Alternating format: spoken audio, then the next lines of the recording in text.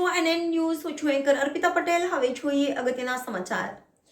જૂનાગઢ મહાનગરપાલિકા દ્વારા શહેરમાં બિનકાયદેસર ઘાસચારા વેચાણ કરતા વિક્રેતાઓ, રોડ રસ્તાઓ અને રખડતા ઢોરની સામે કાર્યવાહી. જૂનાગઢ મહાનગરપાલિકા દ્વારા 30/1/2024ના રોજ પકડવામાં આવેલ કુલ ઢોરની સંખ્યા 21 અને ખસીકરણ અને રસીકરણ કરેલ ઢોરની સંખ્યા 20 છે.